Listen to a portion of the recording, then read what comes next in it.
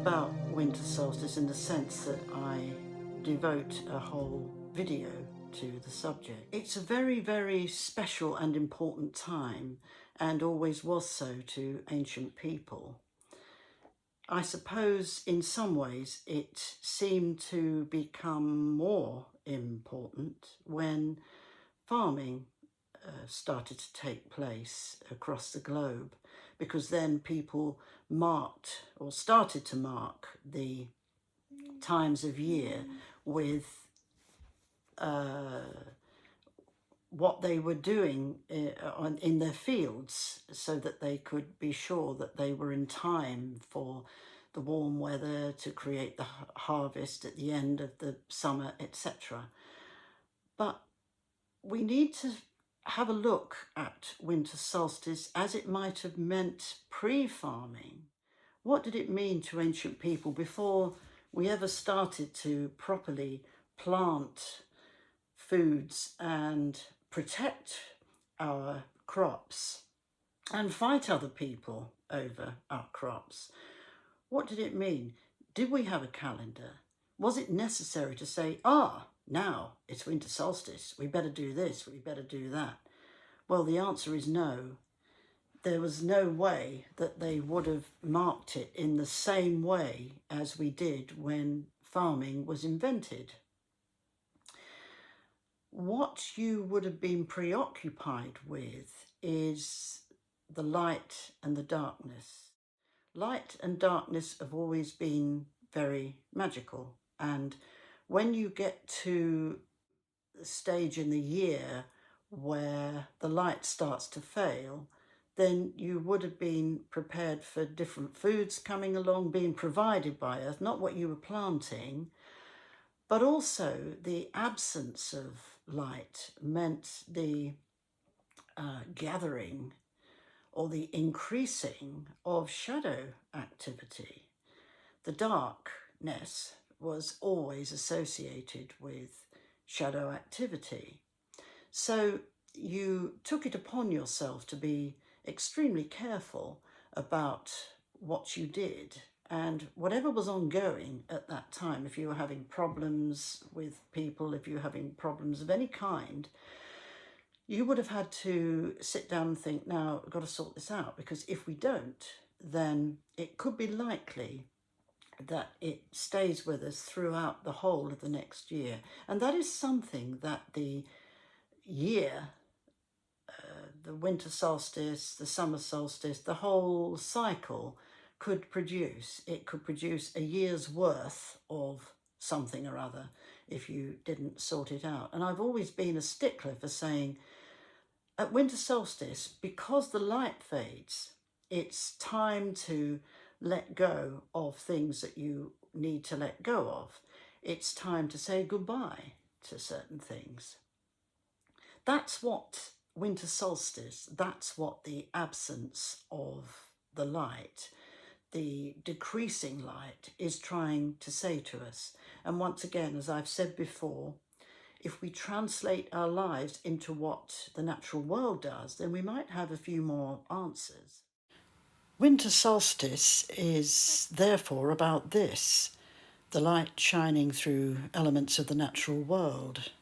But the advent of farming meant that it became about this, which is related to the modern civilized world, much more so than the ancient world.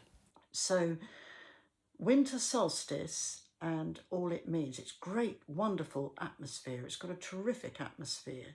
And whether you celebrate Christmas or whether you celebrate any other kind of spiritual awakening, if you like, at that time, because it is an awakening, it's a letting go and an awakening, it doesn't matter.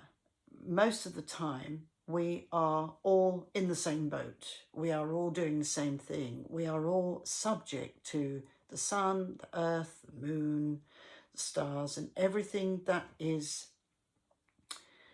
changing, altering at that time. So that's what we need to think about. Once, winter sunlight provided us with many myths, legends, and stories relating to the death and birth of the sun, together with the natural world cycle. And when civilizations were born, the birth of the sun was transformed into a different birth within the biblical story. The sun, S-U-N, became the sun, S-O-N, and Puv, the natural world mother figure, became the Virgin Mary, while Cam, the natural son, became Christ. Established religion within established civilized ways of seeing things replaced the trees, while the invention of the written word replaced all our oral stories, meaning that we could no longer rely upon our oral stories to help carry us through this important time of year, as we had once done for thousands and thousands of years. When the light starts to go, we have to be prepared and to say, okay, the light's going, we better take care now, because it means that the veil between this world and the other world begins to thin. And that's why we use light at this time of year. We put lights up in our homes and around our towns because the light replaces the sunlight until the sun returns again. Light repels shadows. And for that time that the winter solstice is apparent, it means that the sun stands still. That's what solstice originally means. And by the time we get to Christmas Day, then everything kicks in and everything starts moving again. Snowdrops, they arrive at this time. You can see the first signs of them, usually. And new buds on trees. New growth of all kinds starts to appear at this special time of year. And what we used to do was prepare rituals that meant that we could say goodbye to the old cycle and greet the new cycle. And that's something that we probably don't do too much of today. And that's what the celebration is about. It's celebrating the new cycle and the fact that we have another opportunity to move through the cycle with the natural world. And it's a gift. It's something we should all appreciate because it's there. Without the earth, without the sun, we would not be able to engage with this new cycle. And I think it's especially important today, particularly as we are in a very dark kind of time with COVID being around. There are all sorts of struggles people are having. And if only we can stick close to the natural world, then we're going to make it good for ourselves in the sense that we will always be looked after by the natural world. Even if we fall upon hard times, even if we, at the very worst, if we keel over and have to say goodbye to this life, sticking close to the natural world is the very, very best we can do, because it isn't just this life that we're talking about. If we're talking about cycles, we're talking about experience, and we're talking about experiential cycles, which is exactly what the natural world has. So it means that we will transcend, if you like, into another realm. And if we do that, we want to make sure that we're walking through that door with a loyalty to the natural world, and the other world will acknowledge that. There's no doubt, there's no question that it will do that, because all the ancient people realized it would do that.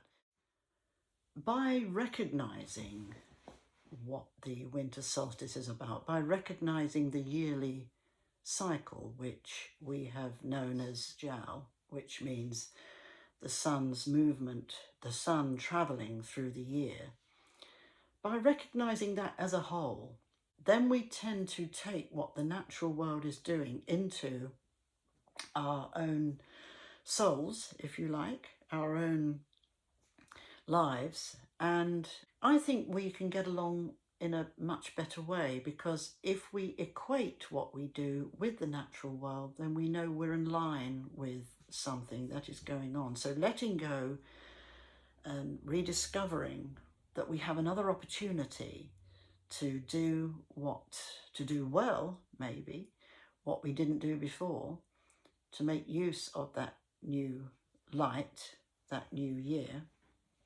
is, I believe, what we would have done pre-farming. It says that we lose the old cycle, we stand still and reflect, which is what the sun is doing, standing still, solstice. We stand still, we reflect on what we have to let go of, and we reflect upon what we feel we need to introduce into our lives to make the new cycle good. So that's what I do. That's what I like to try and do anyway at winter solstice. And I think it's rather a good idea to think that way. There's so much time that's gone by since the ancient people would have thought like this and would have done this. If you think of pre-farming, it's quite a different mindset, that you just cannot go and pick something from a field. You have to forage, you have to hunt, you have to go and find your food that way. And while we no longer do that, we don't all walk out the door and go and have to hunt for our dinner. We go to the supermarket. And while we do that, we can still adopt an ancient mindset, which helps us to put ourselves in line with those ancestors and the way they actually saw the light and the darkness, the way they responded to it, what it meant to them. Dark means shadows, and it means that you're in the darkness and you have to take care.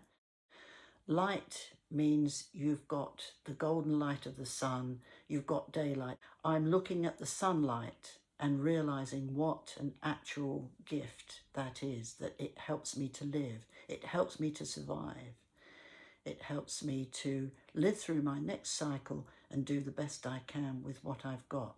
And if I haven't got what I need, then I have to work on that. I have to still stick close to the natural world and ask the natural world to help me. And the natural world, let's face it, that's all we really have. Civilization, what does that bring us? It brings us man-made things that are destined not to last. Every single civilization has fallen that's gone before us. Ancient Greece, ancient Rome, ancient Egypt. Everything changes in that way. Nothing's permanent. We are not permanent within this civilized setup. So we can only look to the natural world. We can only look to the earth. We can only look to that seam that the winter solstice provides, so that we can move through it and almost see it as a hurdle. We're jumping over it and going into a new cycle that we've been given. A few thoughts there. Maybe think just a little bit differently about it. Try to align yourself with your earlier ancestors and understand the way they might have seen the light and the darkness, the way they might have seen this completely, utterly, wonderfully magical time of year. Well, as always, thanks for watching, and I'll talk to you again soon.